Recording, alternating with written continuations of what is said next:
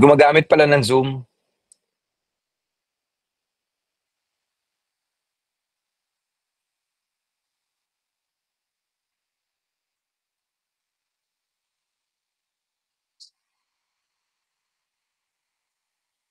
Ano ba 'tong screen recording, i-okey ko? Google Chrome, use password. Later, bundle may not be record the content on your screen. I believe it is quit. Ano yan? Quit and reopen.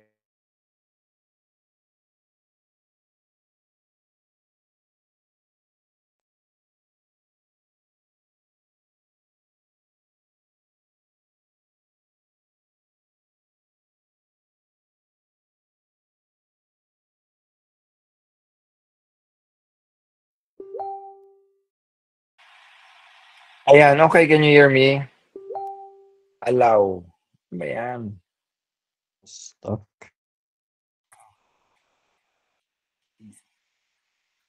Yeah, paano ka mapag-share? Site will be able to see contents. Select a tab. I'll screen on window.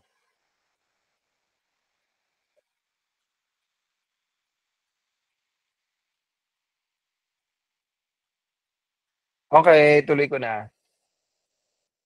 Nakikita naman na ba? Okay. Avra. Okay, let's continue. O pa-record na lang for those ano, hindi ko nare-record. Okay, now going back, so balik ulit ako sa ano, slide 2 pa lang tayo, my God. So going back to the 10 layers of the retina. So again, sabi ko para mas mabilis natin matandaan siya, let us balikan ulit natin yung 3-cell layer, 3-cell body, okay? So looking at the ano, at the PowerPoint, at the presentation. So, alam naman natin na you have the photoreceptor cells, you have the bipolar cells, and you have the ganglion cell. So that's how the order, okay, of the transmission from the absorption of light from the RPE going to the photoreceptor cells, then going to the bipolar cells, and then eventually synapting with your ganglion cell. From ganglion cell, proceed na to the optic nerve itself papalabas na going to the brain. So isa-isahin lang natin para mabilis natin matandaan yung layers of the retina. So let's start with the pigment epithelium or the RPE, the retinal pigmented epithelium. So it is considered as the outermost layer of your retina. So it's a single layer, okay, but nevertheless it can absorb the specific amount of light that it needs to stimulate an image. Ibig sabihin, the heavily pigmentation present in the RPE natin is enough already to absorb enough light na kailangan niya to stimulate a retinal image. Now, one of the things about the pigment epithelium or the RPE is actually it's not attached to the 9 layers of the retina. So among the 10 layers, yung RPE natin is actually more adherent or firmly attached to the basal lamina or doon sa ating Bruch's membrane of your choroid. Okay? And with that, it sometimes create what you call the subchoroid, the subretinal space. So again, ang problem natin with the subretinal space is that sometimes if there are fluid leakage coming from blood, plasma, okay, lipids, okay, any forms of fluid leakage, usually saan to napupunta? Sa mga spaces in between the layers. So kaya ito yung mga areas na medyo iniingatan natin na magkaroon ng accumulation of fluid, yung subretinal fluid na sinasabi natin or subchoroidal fluid na sinasabi natin. Kasi again, they create a separation of the layers of the retina. So ulitin ko, so si RPE, okay, siya yung pinaka-outermost layer natin, and then it contains single layer lang pigments, okay, and it's firmly adherent, nakadikit talaga ito sa basal cell or sa Bruch's membrane kesa doon sa sensory retina. Okay, so yun yung short description natin. Now let's go to the second layer, to the layers of rods and cones or the photoreceptor cells. So ito na yung first cell natin na sinasabi ko, di ba? Your photoreceptor cells. So looking at the photo, ang laki Di ba malaki, medyo mahaba ng kaunti si photoreceptor cells, although may konting comparison or differences between the two. So the cones are much longer, di ba? As compared to the rods, di ba? Pero mas slender naman si rods. Mas mataba ng kaunti si cones. Okay, but both of them are long cell body. So mahaba sila. Okay, so the layers of the rods and cones is actually siya yung end organs pagdating sa vision, or kaya nga tinatawag sila na photoreceptor cells. So yung layers of rods and cones, they contain only the outer segments of actually the photoreceptor cells. So hindi talaga sila yung pinaka-main body. So pag sinabi mong layers of rods and cones, yung number 2 layers of the retina, you're actually referring to the outer segment of the photoreceptor cells. Now, between the two photoreceptor cells, you have rods, which is approximately 100 million in number, while you have cones also, which is approximately 6.5 millions in number. So rods contain substances na tinatawag nating rhodopsin, which is a visual purple. Okay, and this is actually responsible for stimulation of the peripheral vision, or yung mga areas that requires low light stimulation or low illumination. Ang tawag natin doon are escotopic vision. Cones naman, on the other hand, it also contains photoreceptor cells or photosensitive substance, which is primarily responsible naman for central vision. So we call that one your photopic vision or your color vision or high discriminatory vision. Okay, so ulitin ko, si cones, ano meron kay cones? They are your photopic vision, daytime vision, they are responsible for the central vision, they are responsible for color vision, and they are responsible for highly discriminatory vision. So ano yun, for example, may tinititigan ako, tinitingnan ko yung composition ng kulay. So inhimay-himay ko yung kulay. So you can do that with your cones. Now, for your peripheral vision, so they contain purple substances, which is rhodopsin, which is responsible for your scotopic vision. So yan yung pinaka-main function. Then let's go now to the external limiting membranes. External limiting membrane, para siyang nakikita mo dito sa picture, ayan, no? So parang sa PowerPoint, parang dotted lines lang siya. Okay? Pero actually, para siyang salaan daw. Fenestrations, okay? Para siyang salaan, fenestrated membrane, okay? So anong ginagawa niya? Hinahayaan niya lang mag-pass through dito yung ating photoreceptor cells, specifically yung mga processes ng photoreceptor cells. Ano yung processes ng photoreceptor cells natin? Processes are the ones that transmit the signal, di ba? So after the absorption from the RPE, so eventually pag magfo-flow within the rods and cones, yung transmitted light, and then it will go through the processes.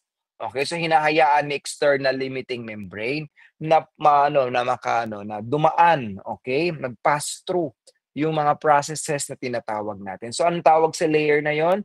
External limiting membrane. Okay, next, you'll go now to see layer number 4. Ano naman layer number 4? This is actually your outer nuclear layer, which is actually the nucleus of your rods and your cones. So in short, layer number 1, layer number 4, and layer number 5, sila yung tinatawag nating first cell, which is the photoreceptor cell body. Okay, so anong meron kay layer of rods and cones? Sila yung outer segment, yung pinaka-ibabaw. Okay, outer segment of the photoreceptor cells. Ano naman si outer nuclear layer? Siya naman yung nucleus of your photoreceptor cells. So ano na yung processes? Nasaan na yung processes? The processes na dumaan sa external limiting membrane is your number 5, which is your outer plexiform layer. Now, yung connection mula sa photoreceptor cells, such as your rods, okay, ang tawag natin doon is rod spherules. Okay? You call that one rod spherules. For rod ito rod processes. And then for the cone, you have the cone pedicles. Okay? So anong kahalagahan nito? So remember, your photoreceptor cell is a highly specialized cell. So pag sinabi mong highly specialized cell, kung titingnan mo, di talaga siya considered as a neuron. kasi iba yung kanyang structure. One of the characteristic of the neuron is that it contains axon and dendrites for the synapses of the transmission of signal. Pagdating kay photoreceptor cells, walang ganun. Hindi ganun ang itsura niya. Okay? Pero, the outer plexiform layer, okay, is actually a interconnection of the rod spherules and the cone pedicles with dendrites of the bipolar cells, including the horizontal cell. So, ano ibig sabihin? Kaya makapag-connect ni photoreceptor cells sa neuron cell. Okay? So, kaya niyang kumonek sa dendrites ng bipolar cell natin. So, paano nangyari? So, parang imagine nyo na lang, gusto nyo manood ng TV, okay, kaso lang yung saksakan nyo, hindi nyo makonect sa kuryente. So, in order to connect the saksakan to the outlet, gagamit ako ng ng adapter. Yung adapter, parang yan yung tinatawag nating rod spherules and cone pedicles. Bakit may ganun-ganun pa, sir? Kasi nga, neuron cell ang pinag-uusapan natin para matransmit yung signal mula sa mata papunta sa brain. So for brain functions and transmission, you need neural cell. Kaya si bipolar and the ganglion cell, sila talaga yung neural cell. Okay? Ang photoreceptor cell talaga, parang highly specialized cell lang siya.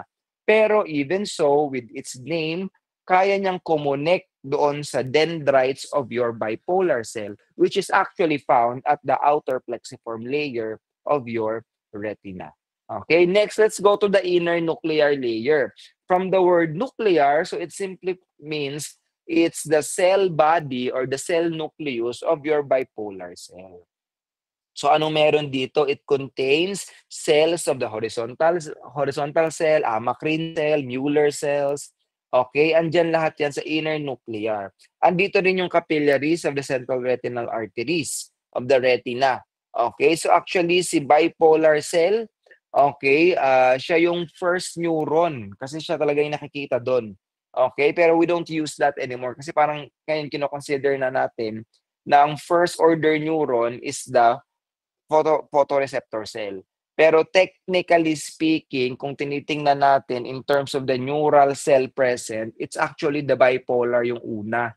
Second, si ganglion, and then si lateral geniculate cell body ang ating pangatlo. Pero again, this has been an ongoing debate kung ano ba talaga ang first order neuron pagdating sa mata. So, I think kinonsider na talaga na si photoreceptor cell is the first order neuron kasi nga because of the photoreceptor cell's capacity to connect with the dendrite of the bipolar cell under the external outer plexiform layer na tinatawag natin. Okay, so after the inner nuclear, which is the nucleus of the bipolar cell, ano na mangyayari? Yung processes niya na ngayon, ano yung processes ni bipolar mo ngayon? That is in the inner plexiform layer, layer number 7. It is essentially, okay, consists of, may tumunog, may nag-raise ba ng kamay? Saan na yung connection ko? Saan na nawala? May question po or wala? Sa ano po, Doc, sa chat po. Sa chat, okay. Dok, paano po sa board exam? Ano po yung sasagot sa photoreceptor? Sagot nyo is the RPE. Ay, the RPE, the photoreceptor cell, as the first order neuron. Thank you po. Yes. Pero class, kung tanungin man kayo, pwede nyo sabihin na ganon. Like, technically, ang neuron talaga contains axon and dendrites. So, ang meron talaga nun is the bipolar and the ganglion cell. Kaya sa mga references talaga, ibang medical books, the first order neuron is always the bipolar cell.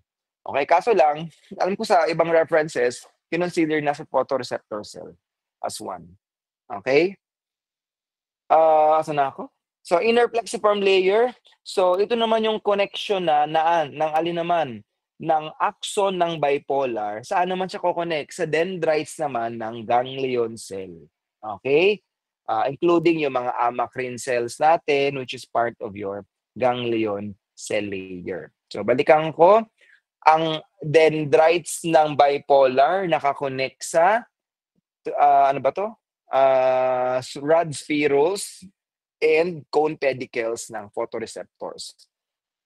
Ang axon naman ng bipolar, kumbaga ang outer end niya, yung first end niya, nakakonect yung dendrites yun, nakakonect sa our photoreceptor cells.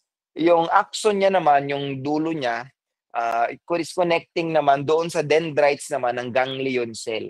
That is your inner plexiform layer. Okay, now what about the ganglion cell layer, number 8?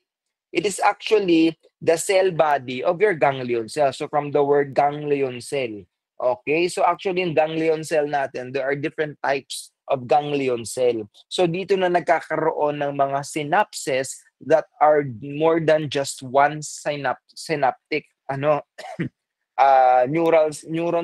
synapses na nangyayari. So we have the midget ganglion cells which are usually present at the macular region. And meron din naman tayong dendrites of each cell synapses doon sa each single axon of the bipolar cell. Yung ganglion cell natin, may ano siya parang siyang hybrid. It can create synapses or connections 1:1. Pero pwede siyang mag-create din ng polysynaptic or multiple synapses. Okay? And usually, sa mga polysynapses ay nangyayari on the peripheral retina. Okay? So, pag meron kang polysynapses, yung connection mo, more than 1 or more than 10 connection at the same time. Okay? Pero if you have 1:1 connection, so mas nakafocus yung transmission ng image. Usually, these are the midget ganglion cell which are mostly located in the macula. Yung connection niya from the bipolar to the ganglion cell is 1:1. However, pagdating sa peripheral retina, doon na ngayon nagkakaroon ng polysynapses na event at the same time. So 100 bipolars may synapse with your ganglion cell layer at the same time. So again, ano ang takeaway mo dito? The quality of the transmission. So pag 1:1 ka, nakikita mo thoroughly kung ano yung tinansmit. Pero pag multiple transmission, parang you just look at in an overview. Okay, parang ganun yung lumalabas pagdating sa ating ganglion cell transmission. And then layer number 9 is the nerve fiber layer. So it's actually the kadugtong na ulit ng ganglion cell, yung axons na ng ganglion cell. Anong gagawin niya? Wala na siyang Asan na siya papunta ngayon? It will now pass through saan? Sa lamina cribrosa to form the optic nerve. Okay, para saan? For the distribution and arrangement of the retinal nerve fibers. Okay, papunta na yan saan? Papunta na sa ating brain. Okay, lateral geniculate body. And then, anong pinaka-last na layer? Your internal limiting membrane. So it's actually the innermost layer and separates the retina from the vitreous. So parang separator lang actually si inner limiting membrane. So it is formed by actually by a combination of the terminal expansion of the Mueller fibers. Okay, and actually para lang siya kina-considered as a basement membrane. So parang separator lang sa internal limiting membrane. In some books or medical books na makikita nyo, parang 9 layers lang yung retina, hindi na sinasama si internal limiting membrane.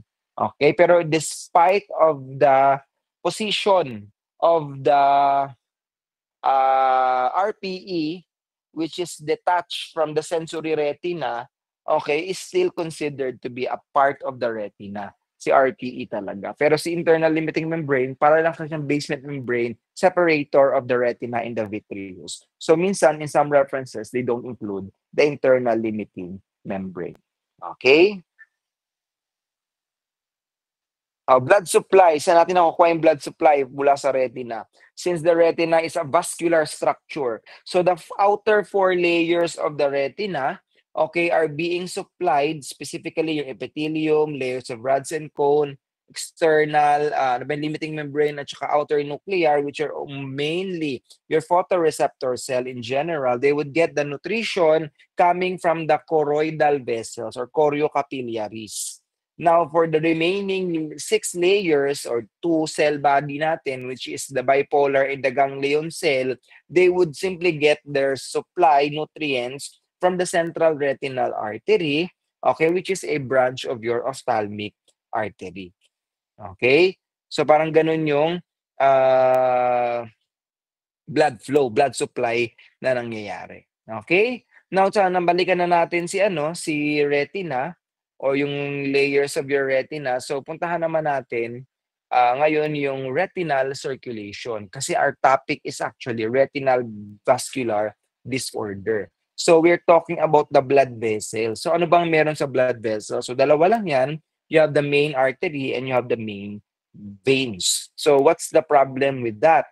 So tingnan natin yung composition kasi in the process, dito nagkakaroon ng problema when we talk about the retinal vascular disorder. So let's talk about the retinal circulation that is going in the arteries or the arterial system. So yung arteries natin is mainly composed of your CRA or the central retinal artery, which is an end artery. Okay, so it is composed of the following layers. So, ano ba ang meron we're talking about the lining or yung artery itself. Ano bang meron sa artery? Kung saan pinagdadaluyan ng dugo. So, first layer, you have the innermost, which is the intima. Okay, it is composed of a single layer of your endothelial cell resting on the collagenous zone. So, ito yung area, yung ating intima, siya yung area sa artery kung saan minsan nagkakaroon ng mga clogs, plaque formation, barado, blockage. Doon nangyayari yan sa intima. Kasi siya yung pinaka-innermost. Kumbaga siya yung diyan dumadaan yung dugo, diyan nagda-touch on the intimal layer. Next, at the back of the intima, you have the internal elastic lamina. Ano naman sa internal elastic lamina? It separates the intima from the muscle within the artery. Ang tawag natin sa muscle na yon is the media or smooth muscle, which is mainly your media. So kung titingnan natin yung lining, yung tube-like formation of the artery, meron siyang intima, internal elastic lamina, from the word elastic, so kahit hatakatakin mo yung artery, hindi siya mapupunit, hindi damage. And then you have a muscle, which is the media, okay, which contains most muscle. Para saan po yung muscle? Actually, they are the ones responsible for the changes of the blood in the blood flow. So contraction of the artery, so pwede mag-contract, mag-dilate. So may smooth muscle ka para to help you or to support you with the contraction. So that's the media doing. And you are also supported by the internal elastic lamina. And then the last one, you have the adventitia.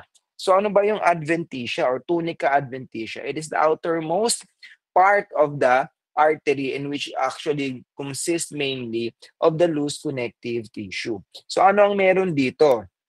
Okay, so tingnan natin na sa central artery, which is a big artery, kumpleto siya ng lining. Okay, so ano ang takeaway? What's the pearl here? Actually, medyo wala masyadong damage na pwedeng mangyari sa artery. Kasi because of its rigid structure, so hindi siya agad mapupunit, magra-rupture, or masisira. 'Di ba? So it can withstand changes in the pressure.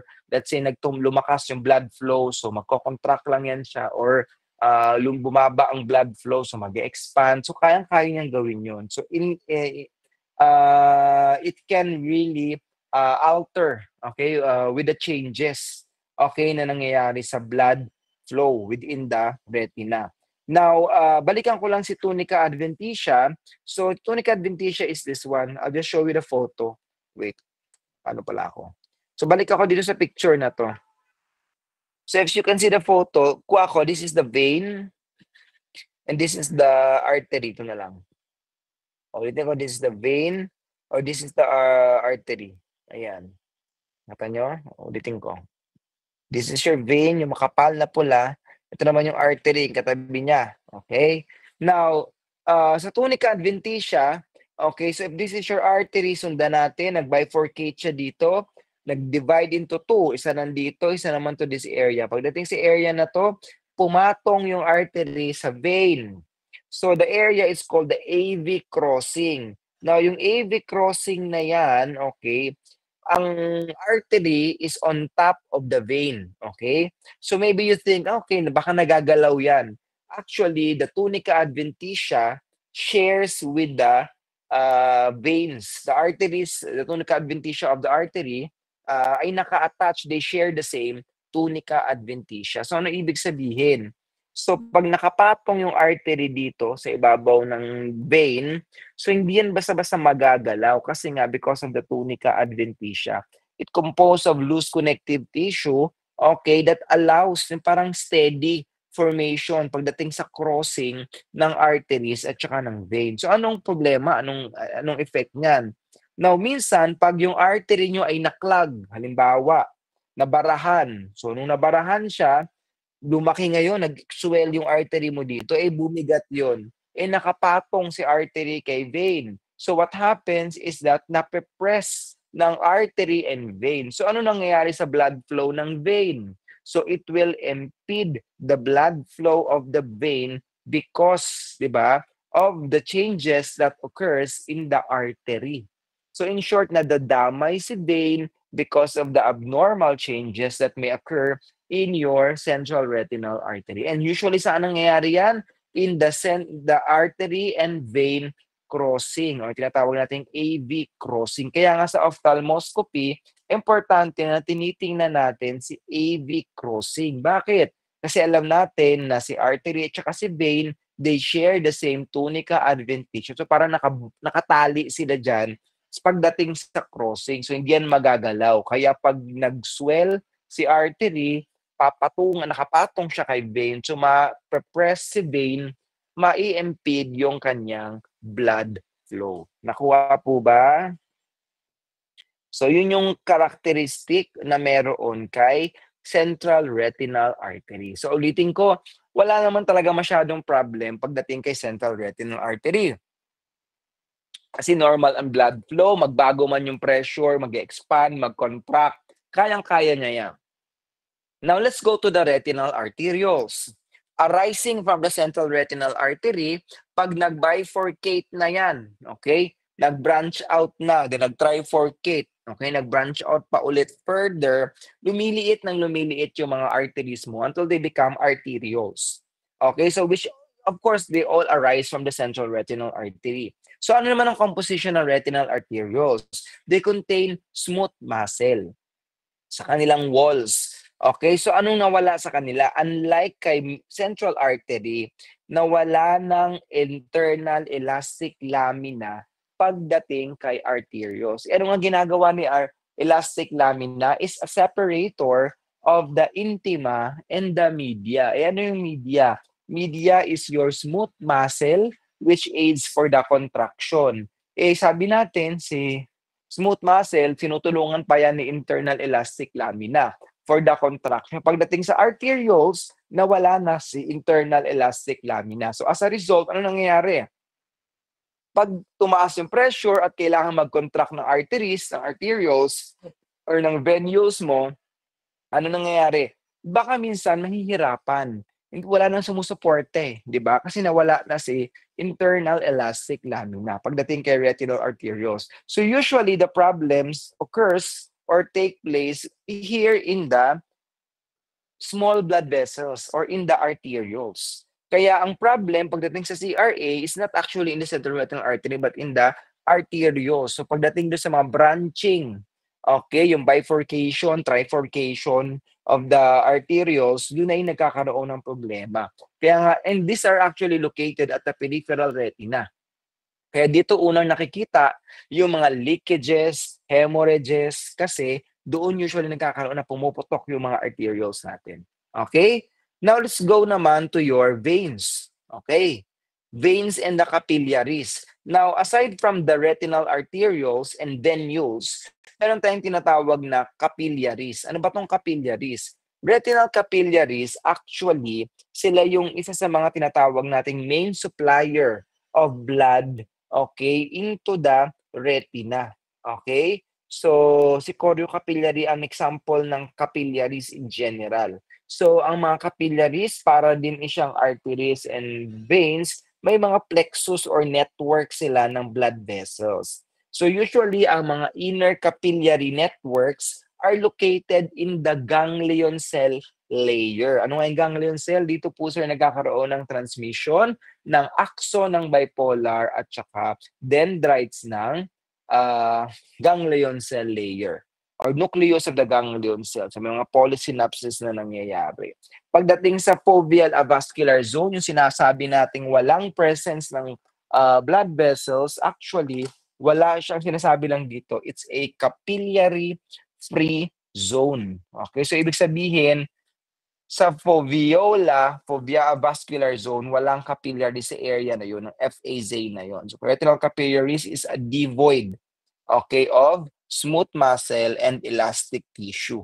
Okay, so walang smooth muscle ang capillaries, wala rin tong elastic tissue. Yan ang function ng dalawang binanggit ko. They are for contraction, dilation of the blood vessels. And capillaries, mga maliliit. So iba yung kanyang composition. Hindi siya katulad sa rigid composition ng arteries or ng veins. Si capillaries is composed of the following. Number one, endothelial cell. Si endothelial cell is a single layer cell. Okay, parang siya yung pinaka-lining si endothelial cell. Okay, so siya ang responsible for the leakage, okay, for the tight junction between the arteries and the veins, between the arteries and the blood, okay, the flowing within the capillaries. So it's a single layer cell lang. And minsan si endothelial cell, as the person gets older, 'di ba, nagkakaroon ng spaces in between, which allows, okay, the entry para mag-leak out yung ating mga blood lipids into the retinal vessels. Kaya pagdating sa capillary, since ang endothelial cell is a single layer cell, chances are at some point, habang tumatanda yung pasyente, naglo-leak out ng mga blood lipids doon sa capillary area.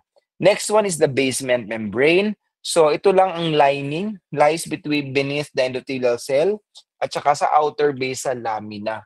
Okay, and then the last one, meron pa itong pericytes. Ano ang pericytes? These are endothelials. These are also type of pseudopodial processes. Ano yung pseudopodial? Para siyang sponge. Okay? That envelopes your capillaries. So yung pericytes natin, it has the capacity to contract, okay? Especially pag merong microvascular circulation or ino-auto-regulate niya yung microvascular circulation. Handok na ako. So balikan ko. So si pericyte, siya yung replacement natin kay smooth muscle, kay capillary.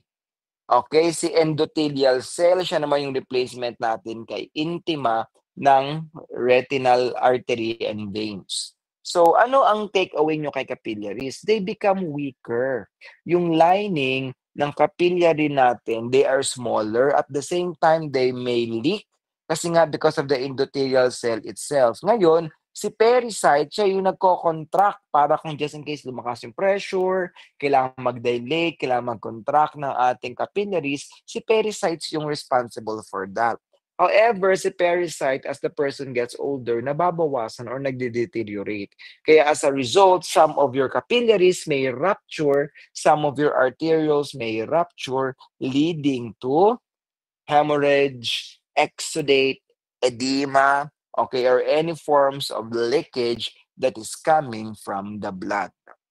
Nakuha po ba? So si artery at saka si vein, main arteries and veins actually, ay wala masyadong problema in terms of leakage. Ano nagiging problema nila? Blockage. Ano yung blockage? Nagkakaroon ngayon ng formation of cholesterol, nagkakaroon ng formation of calcium, nagkakaroon ng formation ng any forms of minerals na naiipon doon sa ating arteries and veins, so bumabara. Okay, so yun nagiging common problem. Ano nagiging common problem naman sa capillaries, arterioles and venules, nagli-leak yung kanyang blood vessels. Nagli-leak si capillaries. Okay, pwede mag-rupture si capillaries kasi nga medyo weak yung support ng lining ng ating mga capillaries sa blood vessels. Okay, and then the last one, you have the venous system, veins. Okay, venous system, same composition of the arteries. So the main veins, pag small venules, they are just larger than the capillaries. Okay, but they have the similar structure as the capillaries. So larger venules naman, they contain smooth muscle and similar to the composition of the actual artery. Okay? So yung veins, they make yung primary vein ito they make contain smooth muscles and elastic tissues in their wall. So similar sila with the central retinal artery or central retinal vein. Pareho lang yan sila. Okay? So,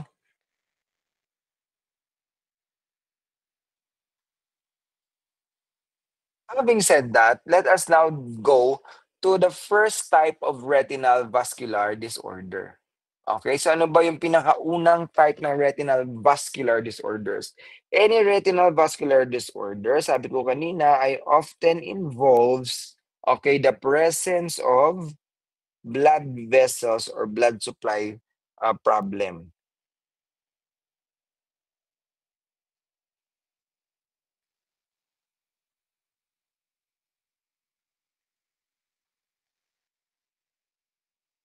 Okay?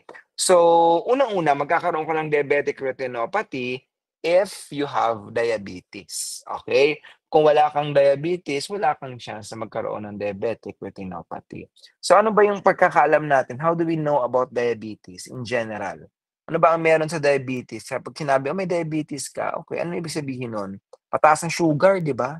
Parang yun ang laging sinasabi natin. So, especially yung body processes the sugar or the glucose. Okay, so ano ba yung silbi ng sugar? The sugar is the main source of oxygen, sorry, the main source of energy of your body, specifically the main source of energy ng cell.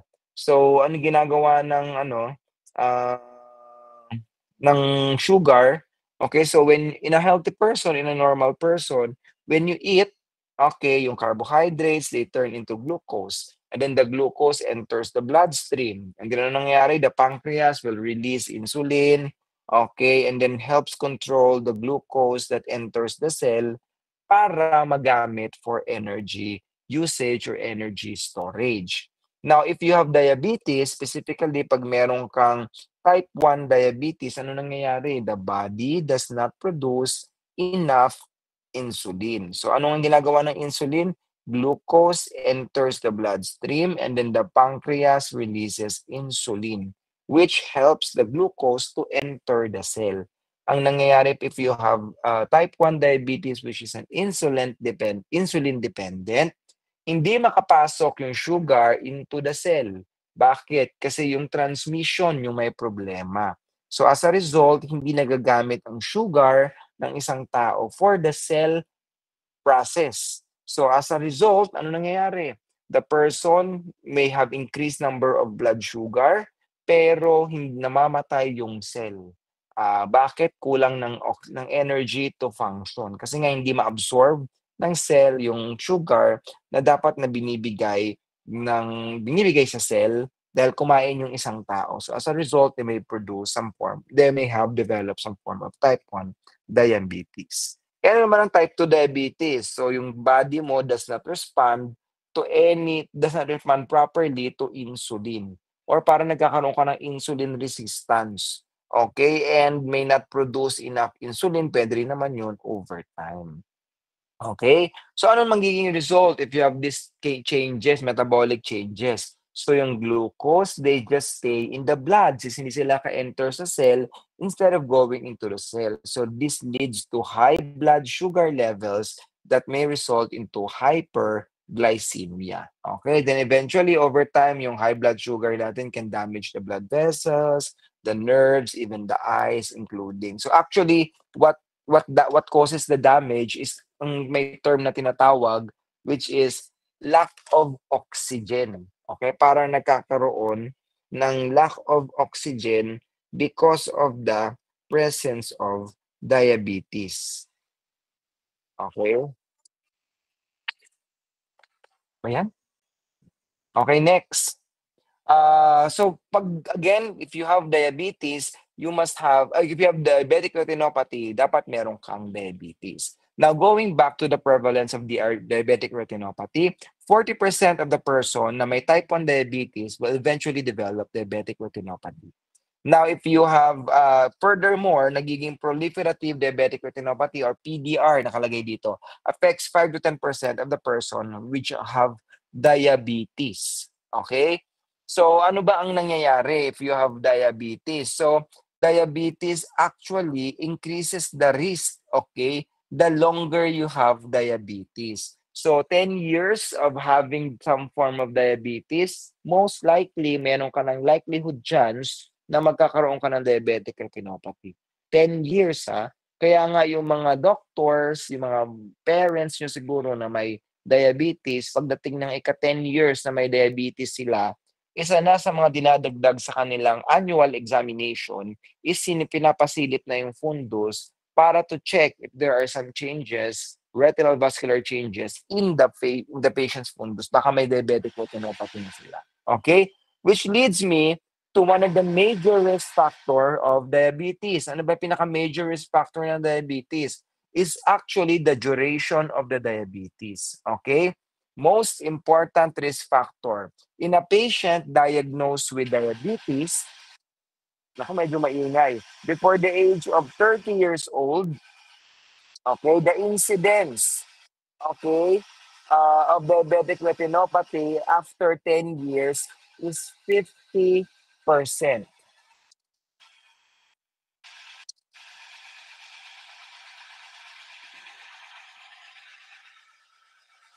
Ang ingay, wait lang. Narinig ba, class? Ang ingay?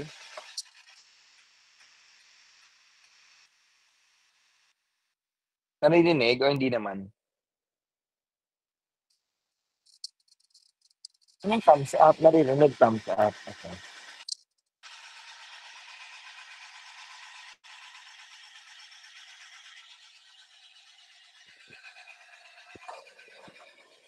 Wala?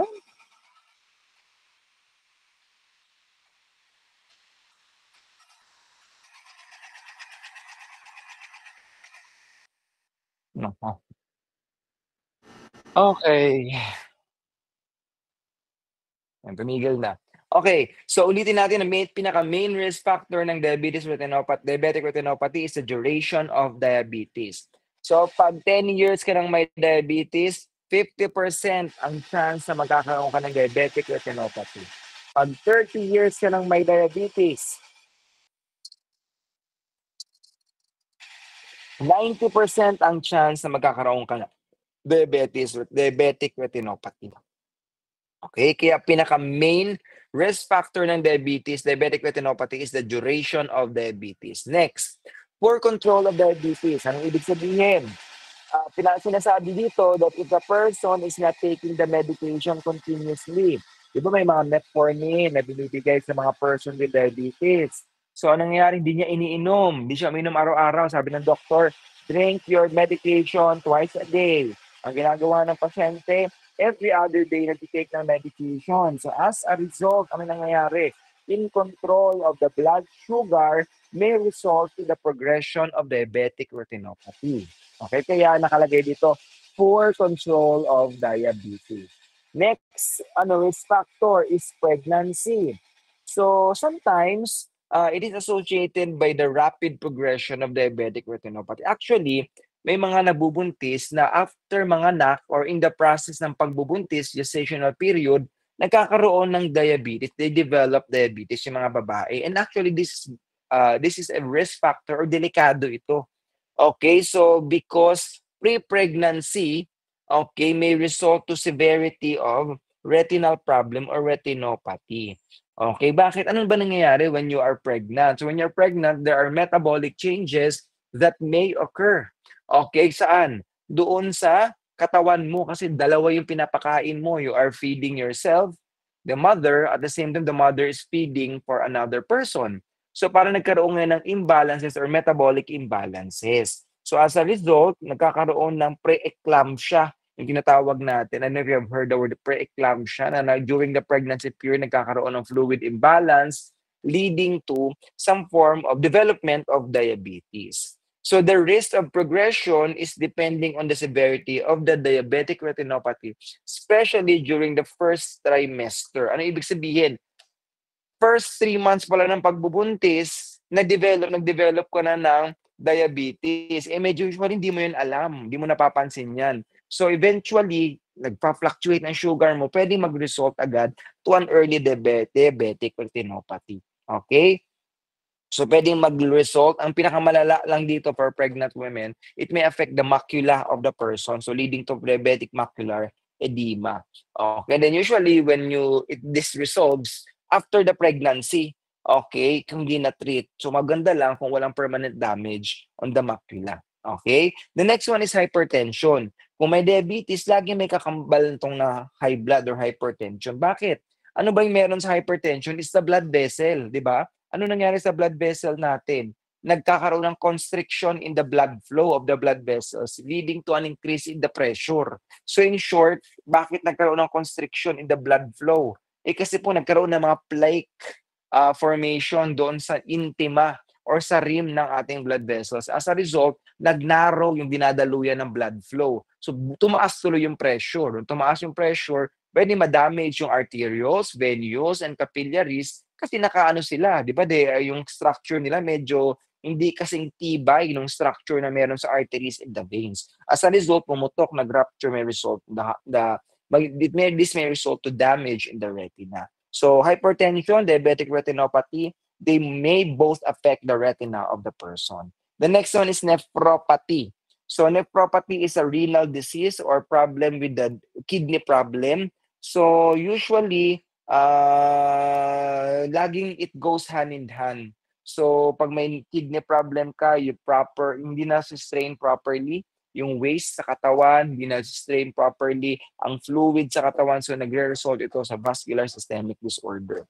And other risk factor, which includes hyperlipidemia, smoking, obesity, okay, and anemic person may result to this type of may result to the formation of diabetic retinopathy. So paano ba nagkakaroon ng diabetic retinopathy? So predominantly, ang nangyayari is microangiopathy or yung maliliit na blood vessels ang talagang tinatamaan with diabetic retinopathy because they are very weak, they are vulnerable to damage. Pero ano yung how to summarize kung paano nagmamanifest itong pathogenesis ng diabetic retinopathy can be summarized under 3. In some references, pwede mo itong gawing process. Magkasunod kasi siya. Una, nagkakaroon ka ng mechanism of cellular damage. Ano ba yun? Intracellular accumulation or intracellular oxidative stress because of a free radical, okay? So again, it may result to disruption, okay, of the function, especially yung mga ion channel natin, 'di ba? So as a result of the free radical, cell death, cell damage ang nangyayari. So that is the mechanism of cellular damage. Next one, it may result to capilloropathy. Ano ba yung capilloropathy? It's actually capillary damage to the capillary. Ano nangyari sa capillary? Ano nga meron sa layer ng capillary natin? Meron itong 3 layers ng capillary natin. Meron itong endothelial cell, basement membrane, and then pericytes. So, anong nangyayari pag may capilloropathy ka is na-damage ang iyong pericytes. The pericyte is the one that is affected. Here, death of the pericyte. So, what happens is there will be thickening of your capillary basement membrane. So, hindi na, ang pericyte natin is for the contraction, di ba?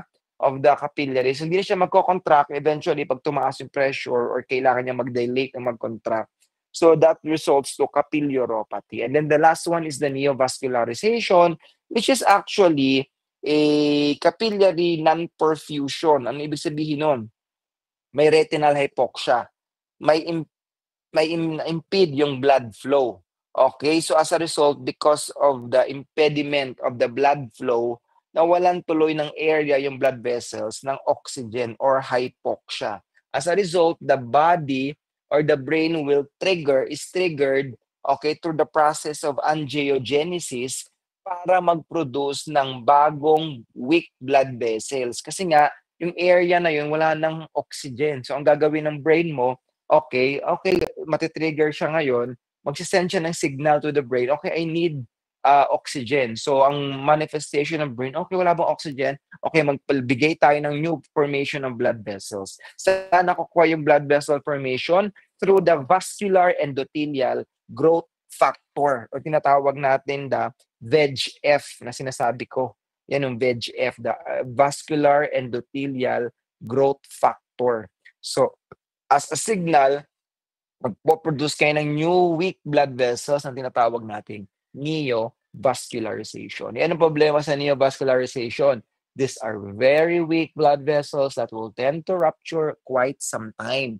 Pag nag-rupture yan, ano mangyayari? Magkukos ng leakage, blockage, hemorrhages, lipids formation doon sa area of the fundus, which may eventually affect the processes of vision in the layers of your retina. Okay? Now, the classification of the diabetic retinopathy class is actually, ano lang to, parang sa mga older references, dalawa lang yan. You have the non-proliferative diabetic retinopathy, and then you have the other one, the proliferative diabetic retinopathy. So, ano yung proliferative at non-proliferative? Yung ibang references, they call it dry diabetic retinopathy, and then that's non-proliferative. Yung isa naman proliferative, they call it wet diabetic retinopathy. So, yun lang. Pero actually, ito kay Kansky, parang ginawa niya, diniscuss niya, classify niya based on the signs or formation. So, kung titignan niyo yung numbers 1, 2, 3, these are actually your non-proliferative diabetic retinopathy. Starting with the background diabetic retinopathy, which is the initial development of the signs such as yung microaneurysm, blood dot hemorrhages, and some forms of exudate. So, ibig sabihin, nung nagkaroon ka ng pathogenesis, yung mechanism of cellular damage, okay, so, and capilloropathy, eventually, nagkaroon ka ngayon ng presence of microaneurysm, blood dot hemorrhages, and exudate because of the rupture. Okay, and then the second one is diabetic maculopathy, yung sinabi natin sa buntis, yung preeclampsia, so presence of any retinopathy at the macular area.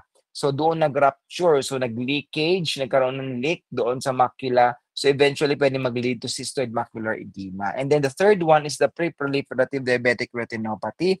Ano ang meron? May cotton wool spots, venous changes, interretinal vascular abnormalities or anomalies or IRMA, and nagkakaroon ng deep retinal hemorrhages. So balikan ko lang, numbers 1, 2, 3, lahat ng mga example na binigay niya dito such as microaneurysm, blood dot hemorrhages, these are the classic signs na nakikita natin sa mga taong may developing diabetic retinopathy.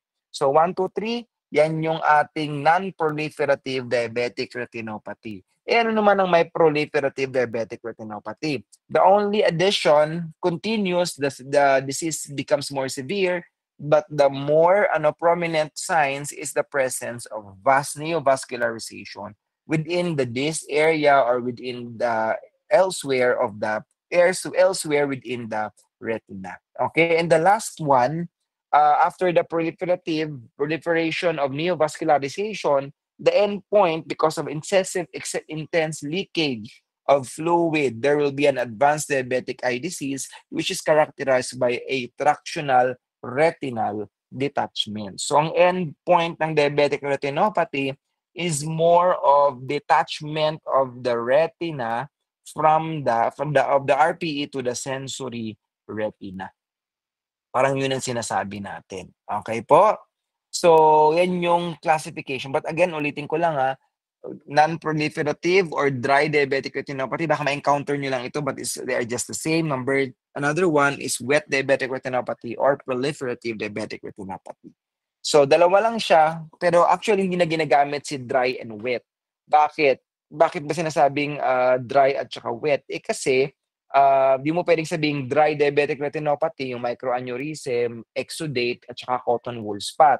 Kasi actually, may leakage na nangyari dyan. Kaso lang, ano ang difference ng neovascularization sa proliferative or sa wet? Pag neovascularization kasi, kumalat na yung blood vessels and then the rupture na nangyayari is severe na on the different areas of the fundus. So may rupture pa rin naman nangyari sa dry na sinasabi natin, wala nga lang neovascularization. Kaya we don't use the term anymore ng dry and wet diabetic retinopathy. But instead, we use the proliferative and the non-proliferative diabetic retinopathy. Two classifications, sometimes ang tawag nila two stages, or ito naman the classification, or pwede mo rin naman sabihin itong stages of diabetic retinopathy. Kasi it starts with the background, followed by the pre-proliferative, and then proliferative, and then eventually retinal detachment, or the advanced stage of the diabetic retinopathy.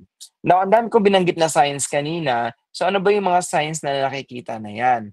So, actually, these are the following signs. Pinaka-common signs, o pinaka-unang signs na nakikita natin is called the microaneurysm. So, if you look at the photo here, titingnan mo na agad na yung blood vessels natin is not a normal blood vessel. Bakit? Hindi siya normal kasi in the sense that kung titignan niyo yung caliber ng blood vessels, 'di ba usually ang blood vessels natin, yung kanyang itsura, so pantay-pantay yung ano niya, yung itsura nung ano ng ugat. Pero pagdating dito, medyo manipis and then tumaba dito, nag-coil up and then numipis ulit, nipis dito, then kumapal na ulit. So this is an example of an abnormal blood vessel. So, but more disturbing na makikita mo dito is nagkakaroon ng outpouching pagdating dito sa isang area. So parang umangat yung isang portion and then magdidikit ata. So that is in the form of microaneurysm. So localized outpouching, mainly succular of the capillary wall ang nangyayari. Okay, so pwedeng because of dilatation or pwedeng because of the absence of the pericytes. Ano nga ulit yung pericyte? Siya yung cell contractor, contractile function. Okay, so it may develop on the capillary inner plexus. So siya yung pinaka-hallmark sign. Okay, so pag nagkaroon ka ng loss of pericytes, loss of endothelial cell proliferation, nagkakaroon na agad ng formation of microaneurysm. Okay, so microaneurysm, pwede mag-leak ito ng plasma components in the retina or pwede rin namang mag-leak ito ng blood. Okay, so pag nag-leak ng blood, pwede mamuo yung dugo, diba? Which may cause thrombus. Okay, so which may affect the normal function of the retina. Okay, the next one is your retinal hemorrhages. Yung retinal hemorrhages natin can be summarized into three types. Number one is you have the flame-shaped hemorrhages. The next one is the red dot blot.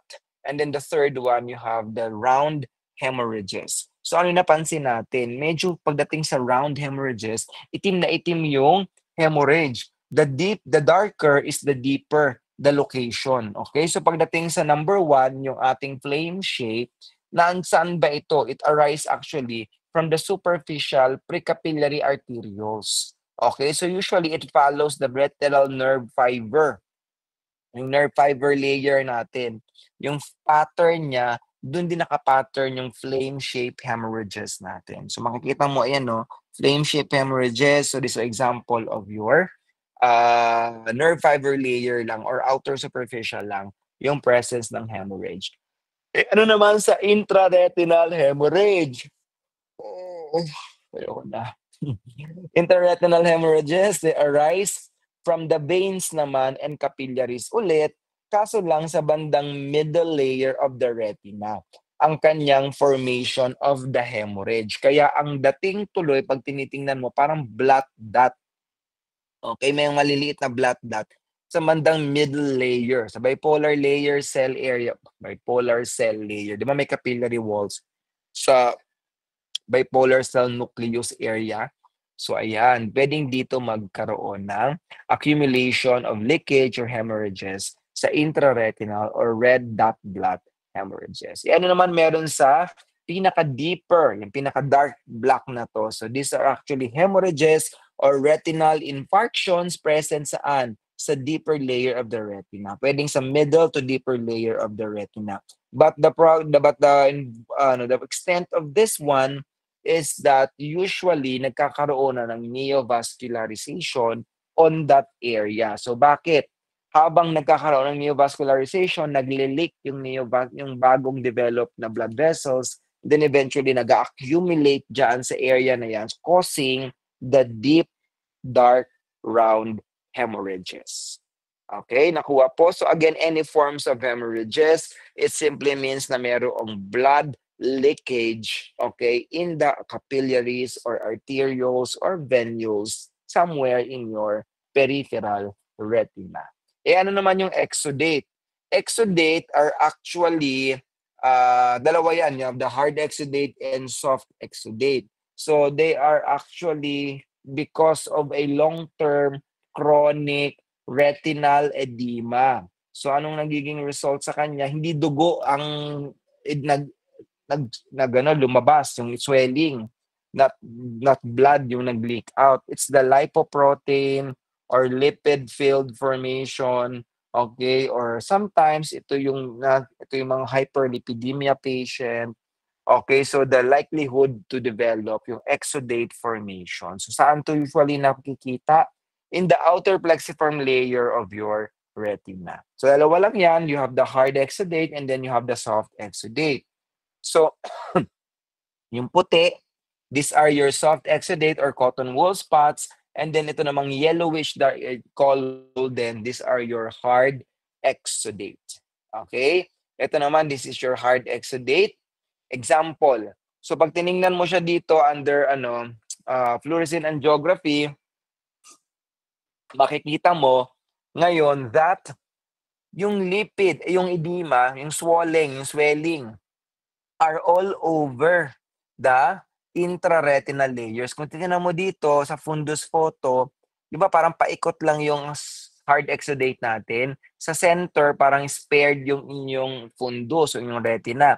Pero nung tinignan mo yun sa fluorescein angiography, yung mga puti-puti spots, white spots na yan, they're actually edematous or edema of lipids, lipoproteins underneath the retina. So, hindi mo siya nakita dito, pero dito kitang-kita mo siya. So, this is an example of your hard exudate formation. Okay? Another sign is the diabetic macular edema. So, yun yung involves the area of the macula, foveal edema. Okay? So, pwedeng because of ischemia. Okay? Lack of oxygen. So, remember, any part of the macula that is affected, this may also affect the central retina. So, pwedeng malabo ang vision ng patient. So, cotton wool spot is an example of a soft exudates. Okay, yan yung photo na nasa taas. Next one is the venous changes. Ano ba yung venous changes? These are blood vessel changes. Okay, ano nangyayari? The dilatation and tortuosity of the blood vessels. Tapos ka na? Wait lang, class,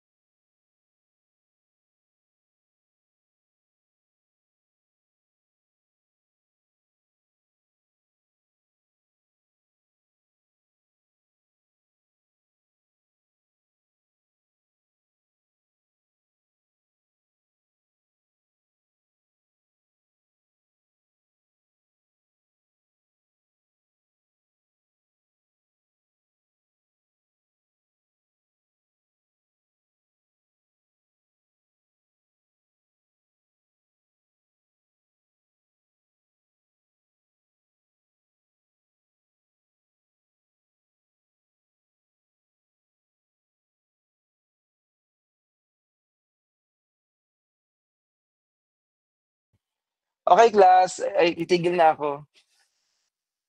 Oo, kasi ano, nagklase ako kasi may ano ako, tapos na yung mga Singaporean, kailangan ko na silang puntahan. Kasi we'll continue. CN ano 'to, CND. Yes, thumbs up agad 'no. Okay, uy magku-quiz tayo, next meeting. Okay, so the start ng discussion. Yes, Miss Custodio. Sir, napindot lang po.